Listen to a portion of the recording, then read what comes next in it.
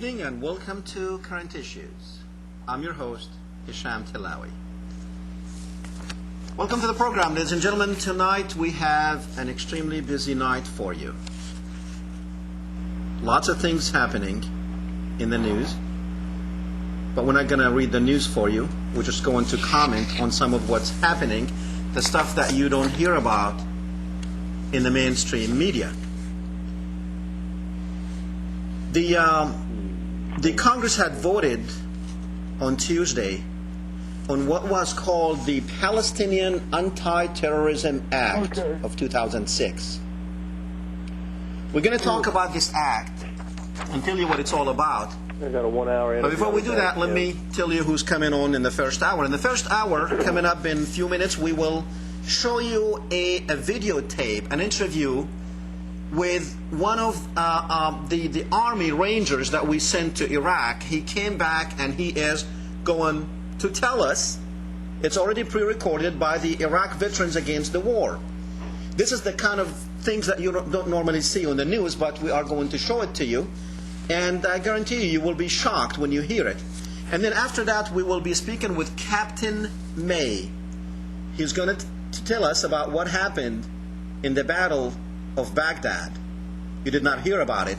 All you heard is we took over Baghdad, but you did not hear how we took over Baghdad. He will tell us exactly what happened in Baghdad before or on the way to Baghdad, before we took it over. The Palestinian American Federation expressed its disappointment with the passing of H.R. 4681, the Palestinian Anti-Terrorism Act of 2006. The vote count was, ladies and gentlemen, you don't know what the Palestinian Anti-Terrorism Act anyhow because you did not hear about it, but our Congress did vote on it, and basically what it says is no one can send aid to the Palestinians. That's it. No one can send, we're not talking about governments here. We're talking about individuals, we're talking about charities, we're talking about people helping people. We're talking about family members helping family members. You cannot do that anymore because of this bill that was passed in our own Congress. Now you might think, what does our own Congress have anything to do? Why are we voting on something to do with the Palestinians? Good question. Does it have anything to do with Louisiana? No. Does it have anything to do with the United States? No. The only thing that it has to do with the United States is the Congress who is voting on it. That's the American Congress. But it's got nothing to do with Louisiana. It's a sad day in the history. This is a press release that was put out by the Palestinian American Federation. It is a sad day in the history of a country that prides itself on the principles of liberty and justice for all. This bill places the Palestinian people in great danger and would exasperate a human catastrophe. This bill targets Palestinian families and children and deprives them of their basic human needs by our own Congress. Instead, our Congress should have voted no to this bill to assure that the Palestinian families and children be treated in a manner that would reflect our values, that human lives are valuable. Unless it's just a cliche that we throw out there to the world and tell them that we give a darn about human rights. A no vote would have sent a message to the world of our intense desire to achieve a just and lasting peace. Our American values of compassion and charity were silenced where they should have been emphasized instead. This vote was not a vote for peace. It was not a vote for America. It was a vote for more violence and more bloodshed.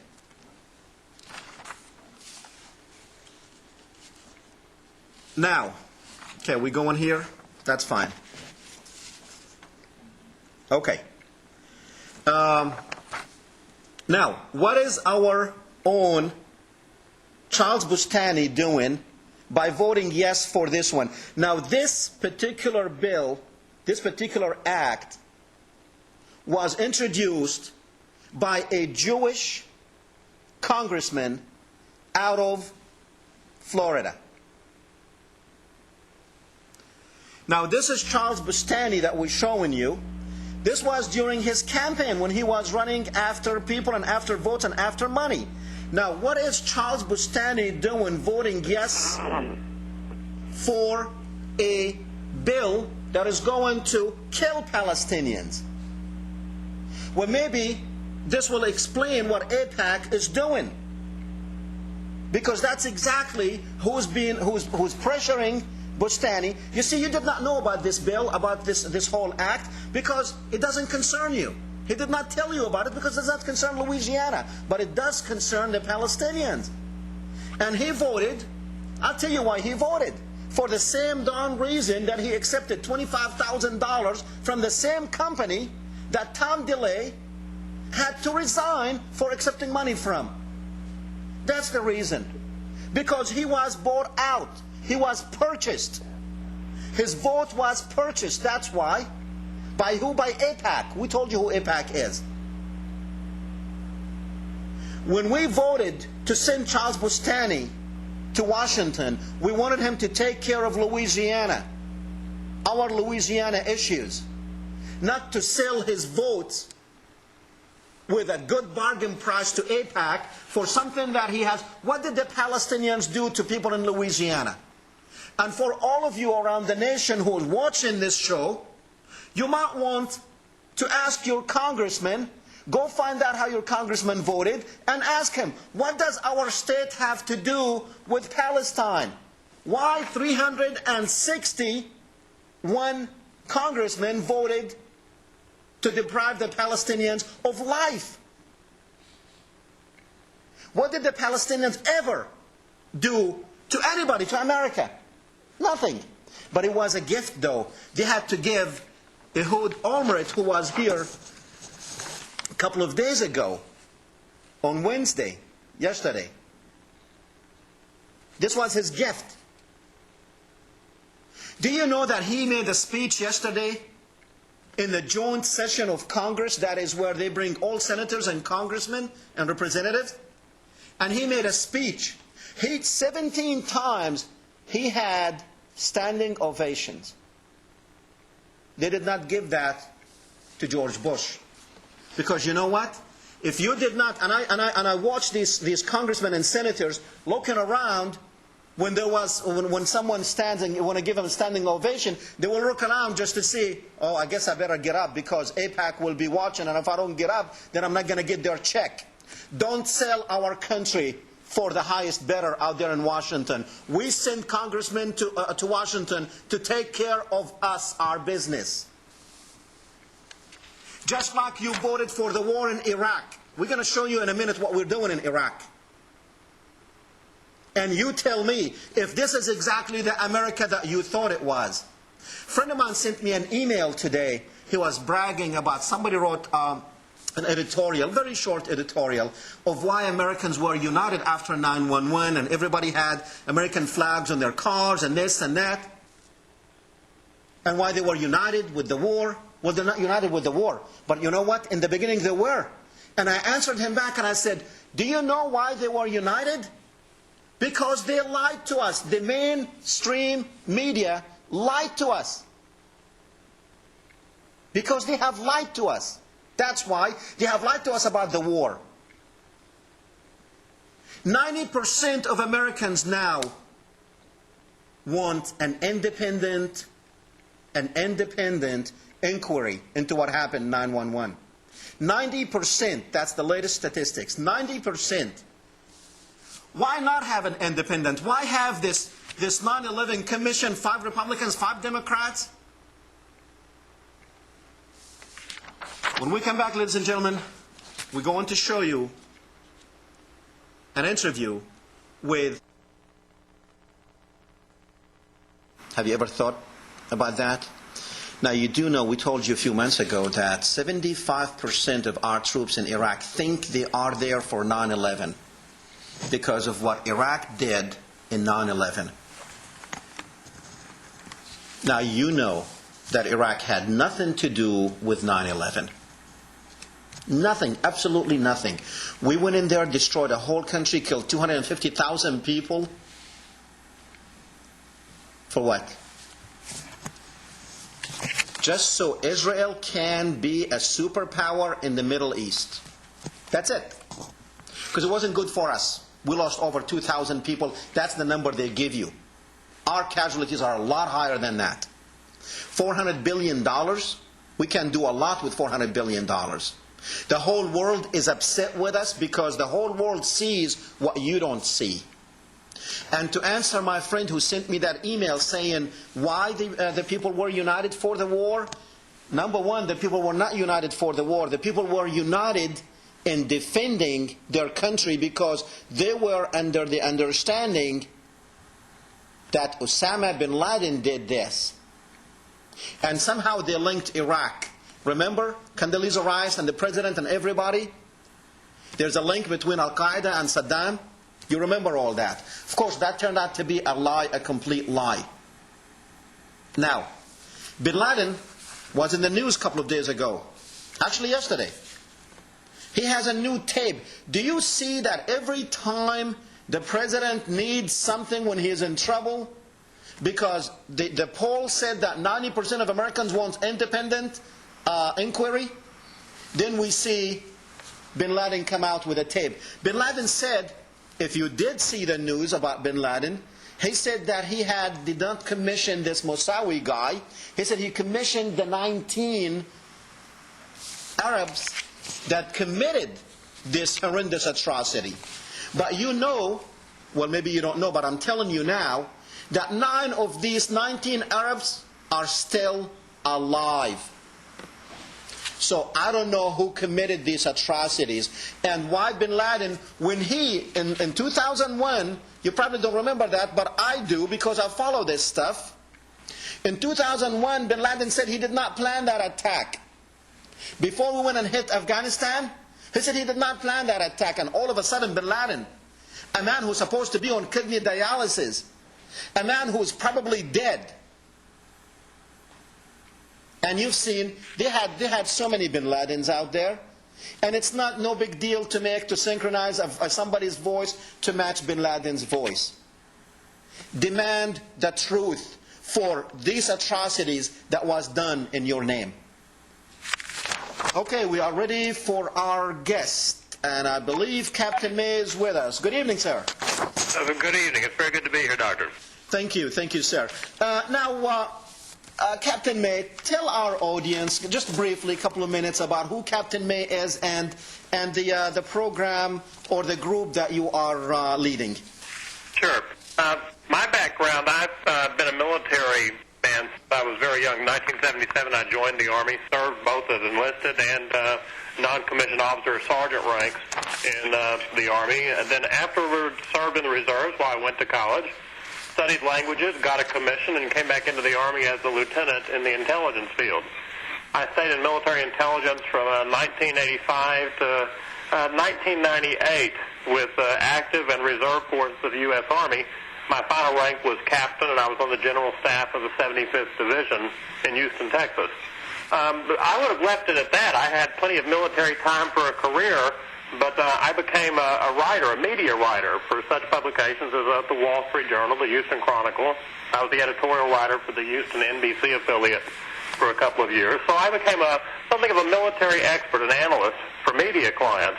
And I was following the war as an interested expert, but not, of course, as an active duty officer, as we approached the Iraqi situation. At that time, I believed I was a patriotic American who I was too far out of touch with current events to really be influenced one way or the other. I was just reporting the military aspect. In doing so, I began to detect major cover-ups by the same people who were trained to do what I'd been trained to do, which was to do military intelligence, and then later on to be public affairs, to tell the American people what's up with the military and with the war. I saw such major omissions that I decided to activate on a mission of conscience, which means that if you're an American soldier, you're sworn to defend the Constitution. That's the oath you take when you accept your entry into the service. And a mission of conscience means that you think the abuses of the Constitution by the current executive branch, by George Bush specifically, are so great that you have to oppose them, unpaid, without orders, just as a matter of personal conscience because of the commitment of your oath. In doing that mission of conscience, I founded a group of like-minded fellow soldiers, former soldiers, veterans, called Ghost Troop. And we're called, a troop is a unit of cavalry, but the Ghost part of it is because we're named after all the covered-up dead soldiers, our comrades in Iraq, who don't get counted. In the same way that you know, for instance, that Fallujah, the counting was all off. The same way that you know that the British, what was the report that came out a year and a half ago that said 100,000 dead Iraqis? So Right. that was a British Lancet report, right? Right. And we go back and forth with a numbers game where it's clear that the number of people the American public thinks are dead has nothing to do with the number of people dead in reality. Well, the same thing has been done with USGIs. So what we do is we take those soldiers, and since they're our unrecognized, desecrated comrades, they're not even counted, we call them the Ghosts and Ghost Troop, and that's what we named ourselves after. And we're quite active now. We stay active in a variety of issues, everything from cover-ups of killed in action and wounded in action GIs to current things that the Bush administration may be up to in the so-called war on terror. Now, Captain May, tell me what happened on April 4th, 2003, on the way to the Baghdad Airport, about the 37th or the 7th Cavalry? Right. This is probably one of the most interesting moments in the history of the Iraq War, but a totally censored moment, a covered-up moment. By the way, there's an interesting movie in Arabic I've heard about, which is The Night Baghdad Fell. It's being shown in Egypt, or was. What happened that night, that's described in American media as the night that Baghdad fell, the fall of Baghdad. What really happened was that on April 5th, the United States 3rd Division, now understand, I was following all this as a former military man back home. I was not in the invasion of Iraq. I was following it as an expert and writing about it. The 3rd Division was circling Baghdad after having come up through the desert, and this was in the time that everyone was very optimistic that this would be a short war and that all would come out well. Well, you may remember that the battle plan was to surround Baghdad and then slowly reduce it. And what happened that night, evidently, was that the part of the 3rd Infantry Division, specifically the 307th Cavalry Regiment, their scout unit, was posted to the Baghdad Airport. You know, that's a standard thing. You always take airports around major cities. And evidently what happened was that you may recall Saddam Hussein had promised a counterattack, had promised some kind of unconventional reaction that night. Right. And it turned out to be a counterattack of several regiments worth of Iraqi regulars and Fedayeen Saddam fighters. And at the Baghdad Airport, it wound up in a terrible conflagration, a big firefight between elements of the U.S. 3rd Division and the Iraqis. And the report is the Iraqis were getting the better of it. Now, back in the United States, reports were starting to filter through from the major networks. Fox TV was saying we were rushing reinforcements to the airport. Well, if you have my background, when you're rushing reinforcements to the airport, that never means anything good. You know, reinforcements does not mean we're doing well. CNN was talking about a big fight at the airport, and you could actually hear the explosions and the small arms fire in the CNN broadcast, which was Walter Rogers, by the way, at CNN. So there was a big fight going on at the airport. The next morning, Americans woke up, and all they knew was that Jessica Lynch had been rescued. So this was the first magic trick that you could say Ghost Troop caught. Ghost Troop was born that night. I realized that night they were covering up what had happened with the Battle of Baghdad, that there was, in fact, a full-scale battle for the city of Baghdad, which started in the airport. Incidentally, since you probably have an international audience, I've gotten this widely from the Middle East first. You know, we scan a lot of reports worldwide in trying to gather intelligence, that Baghdad went nuclear.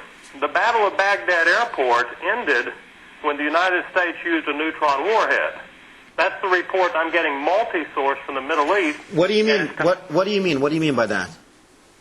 That the 3rd Infantry Division forces at the Baghdad Airport were getting overwhelmed and overrun. Okay. So they were in armor, and this is my inference now. I've talked to GIs who were there, and they don't know what they know. They know details, but they don't know the big plan. It was all censored. Only the Middle Eastern sources I get are very confident in saying it was a neutron warhead. Here's what seems to have happened. U.S. forces ran out of munitions, and since they were going to be overrun and destroyed, they went into their vehicle, the U.S. forces went into their tanks, their Bradleys and whatnot, and somebody somewhere up the chain of command authorized a neutron warhead to be detonated over the Baghdad Airport. Now, what I got that from the Iraqi side was that we were doing great fighting the Americans, but we all started running after we started melting. So, and that's also consistent with enhanced radiation, with radiation results from livestock and residents proximate to the Baghdad Airport. And so, I mean, you're saying we use nuclear bombs on them? Neutron means enhanced radiation warhead. You may have heard of it before. Minor blast, but strong radiation damage. Okay. Look, I don't want to spend I have a lot of stuff to talk about, but I'm just giving you the best intelligence I have on that battle. Remember, we're working in the total dark. Even though you're an educated man from your background and I'm an educated man from my background, we have to be Newtonian geniuses to be able to figure out all the stuff they haven't told us. Okay. There is much more that we're not being told than that we are being told about Iraq. We all agree on that. Okay. Well, tell me, I mean, have you, from your intelligence sources, have you figured out why are we there? Sure. That's very easy. But oil in Israel? I mean, we knew that before we went. I mean, we say we knew that. Internationally, it was understood. Look, you've heard of the U.S. group, the Dixie Chicks, right? You've heard of this country group? Right. These girls are smart girls, but they're not, Einstein. But when they got out of the country for a while before we went into Iraq, back in the winter of 2003, and they went to Europe, and they got a little bit of European media feed where, the European media doesn't always tell it like it is, but it doesn't tell it the same way the U.S. media tells it. When the Dixie Chicks went to Europe, it didn't take them a couple of months before they were saying they were ashamed. Well, that's because any right-thinking American who understood what was really going on would be ashamed. We've been propagandized into this war. This war was all about Israeli geopolitical anxieties. Paranoia would be a better word. And military-industrial oil lust? Man, that's a whole lot like why we went to the last World War, right? True. Resources and politics. True. But that's standard. It was interesting. At the, I think as time goes on, now that the Bush regime seems to be imploding, inshallah, there's going to be more and more talk about the principles of Nuremberg, that this was in fact a criminal war waged for criminal purposes with criminal means, under criminal pretext. And eventually, more and more people will begin to mention the idea that that the conscience should have stopped people from doing what we have done. We could not have been led to this war without a consistent propagandization of media. The American free press is more like Pravda than like what we used to think of as the American press. Right. Captain Miss, stay with me. We're going to take a very quick break and we'll be right back.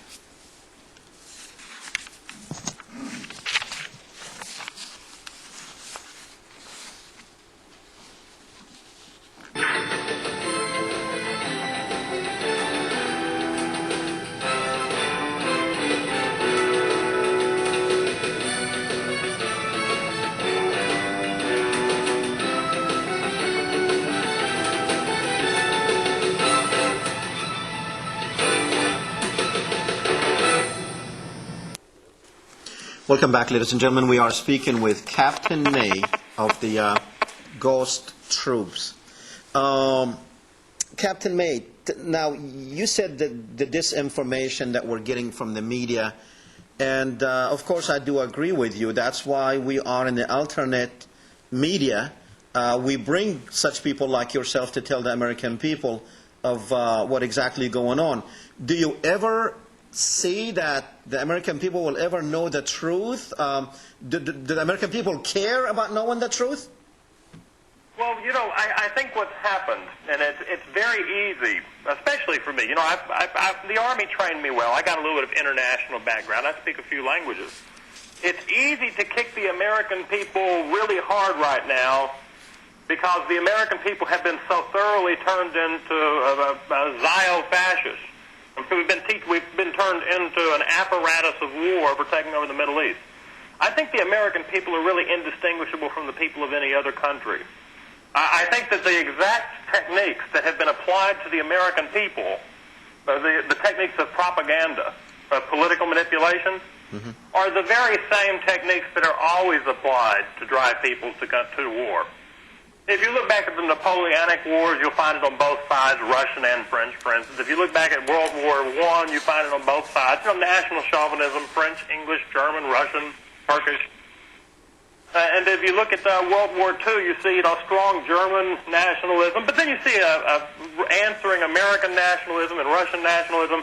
What's happened is that you're having a hyperinflated chauvinism in America, and Americans have had their information and news dumbed down and propagandized, so they've gotten lazy and they've become complacent about accepting it. But that's what always happens to people who receive consistent propaganda products. So the easy way to condemn, I think, America is that it has fallen so low as to allow itself to be treated this way, to allow itself to be so manipulated. We are supposed to be a free people who are empowered by a constitution and a system that will protect us. And we're supposed to be empowered with a sense of our freedom going all the way back to the Declaration that would keep us from being so abused. But clearly we have failed in the present case. Having said that, there's something called the principle of cognitive dissonance, which basically means if you tell propaganda, eventually it falls apart because it ceases to account for reality after a while. State propaganda always has that problem. My specialty was Russian propaganda. When I was in the Army, I did Russian interpretation. But I'm sure the propaganda, the Pakistani press is going to be the same way. The Russian press in the Soviet Union was the same way. The American press is becoming the same way. But we're supposed to have a free press here. We're supposed to be a free country. I mean, we're not supposed to be like Pakistan where there's a dictator or Russia where there's dictatorship there. We are America. Man, we got Bush and we are a dictatorship. Come on.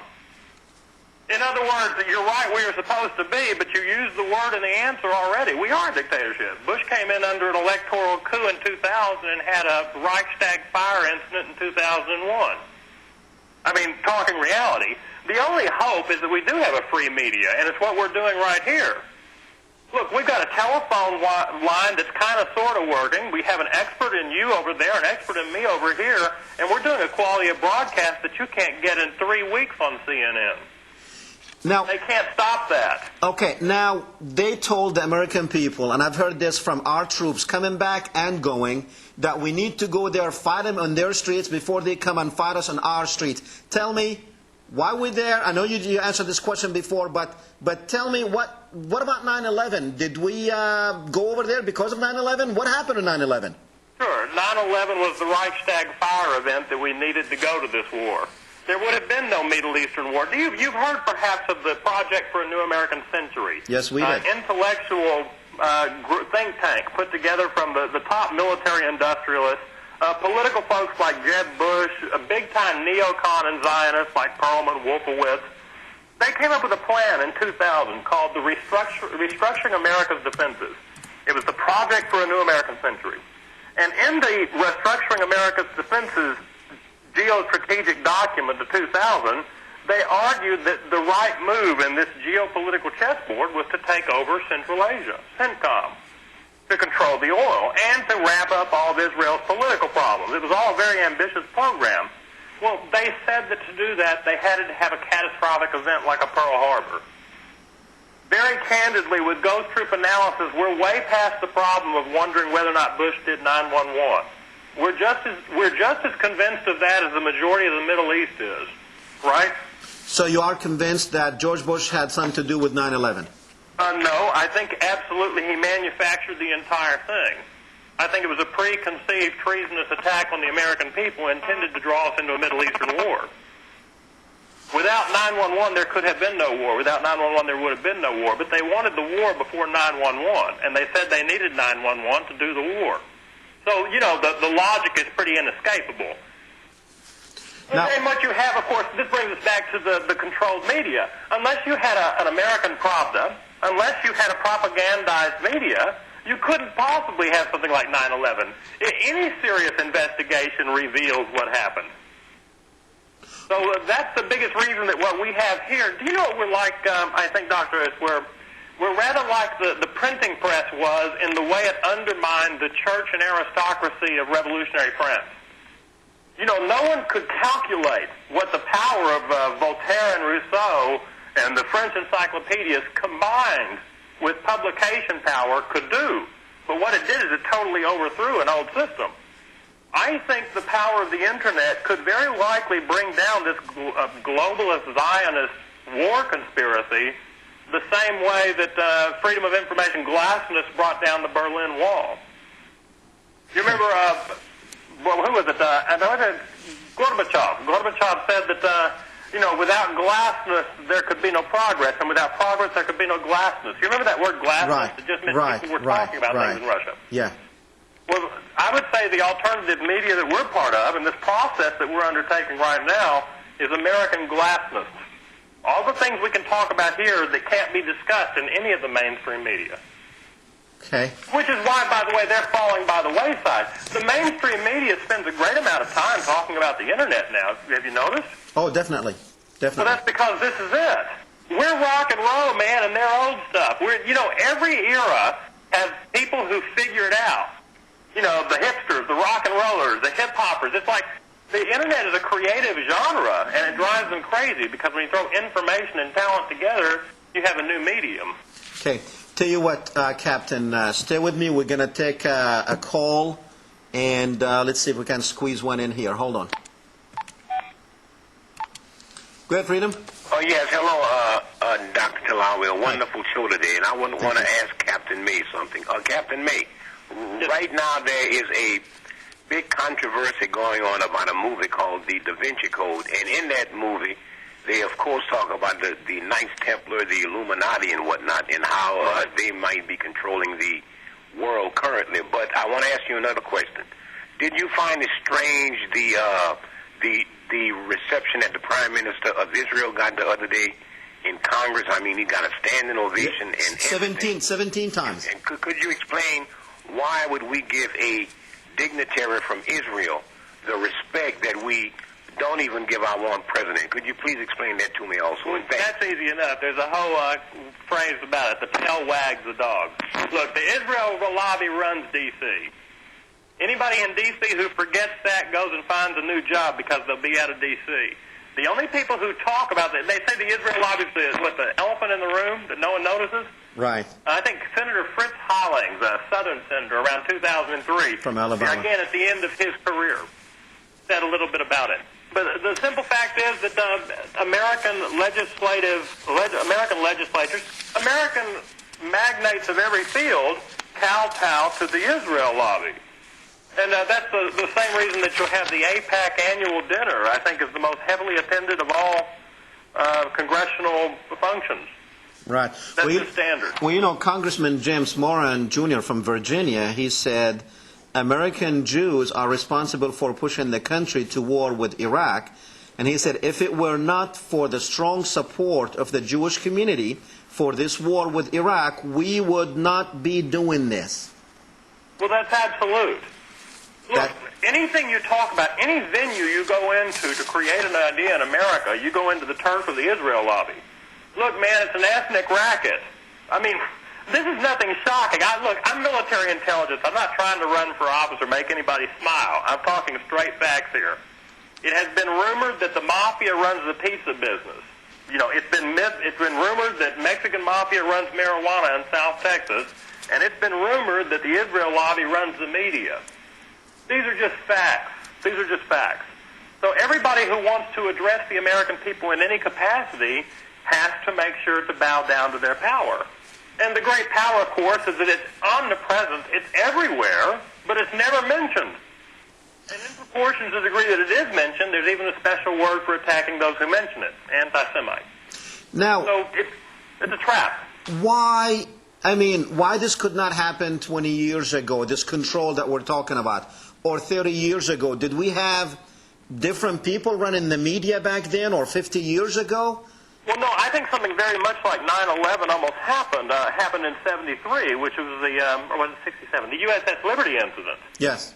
You've heard of that one? Oh, definitely. Where basically LBJ took a ship, sent it into the harm's way so that it could be blown up. The Israeli Air Force tried to blow it up for hours and bring the America into what's called a war via what's called a false flag tactic. In other words, you put on the enemy's clothes, blow someone up, and say, blame it on Egypt, yes. Right. So that the whole 9/11 thing had been tried before. It's the same people who are in action. These are constants. The thing that I find so amazing is that if I had to worry about people paying me for what I write or speak, and I receive no money, I do this as a mission of conscience, I've never made a penny at it. If I were trying to create a career as someone who was a strategic thinker, a military analyst, someone who knew what he was talking about, the very mention of anything I just said for the last 10 minutes would torpedo me. You just can't address it. I agree. So, that force of things is the strongest single factor. And as we start talking again more and more about things like the principles of Nuremberg, we're going to start coming up with a concept that needs to be thrown around, which is collective guilt. That was one of the legacies of Nuremberg. The idea is that this vast system of neo-colonial oppression, fascism, Nazism in Europe, was supported by a zillion people who thought they were just being good Germans following orders. So Nuremberg imposed this concept of collective guilt. And Jewish intellectuals afterwards were very quick to bring that up and throw it on the Germans, which is fine. I've got no argument with any of that. It's just that, the old English phrase, if it's good for the goose, it's good for the gander. Right. There's collective guilt this time, too. And what you said was Congressman Moran's statement I happen to concur with. This could not have been done. The cover-up of GIs could not have gone on were it not for the active complicity of media. Look, media right now, the difference between media and a military asset is something that I can't figure out anymore, and I've been in media and the military. They follow orders. They tell what they're told to tell. If somebody contacts them about an abuse, they give the information about the contact back to the cops so the cops can press the people who made the report. For God's sake, right now the media has brought up a report about a congressman having $90,000 in his freezer. Have you heard that one? Yes. Which meant that the FBI had to bust into his office this weekend, right? Right. Except the media is pulling a psyop. They're doing a psychological operation, a lie. The fact of the matter is the congressman's house was raided 11 months ago. Wow. In other words, the FBI had no urgent and pressing reason to come kick that guy's door in this weekend. You see, but they omitted that little detail of time. Right. In other words, they do gross distortions. Right now there's a major constitutional confrontation between the executive branch and the legislative branch, and the media's trying to dodge it. Let's take one more. The media clearly right now extrapolating the Israel lobby. Captain May. Yes. I'm sorry to say we are out of time, and we will definitely have you back here because you really have a lot to say, and we enjoyed everything you said. It's been educational, but we will have you back here again. It's been a great pleasure to address your fine forum, and I hope that we'll have a chance to do this again. By all means, I hope your listeners will look up Ghost Troop in your search engine, and you'll see what kind of work we're doing now. Very good. Thank you, sir. Thank you kindly. Good night, Doctor. Thanks. Okay, ladies and gentlemen, we're going to be back in 5 minutes. We're going to talk about the Da Vinci codes. We're going to see how could a fiction seem so real to some people. We will be back.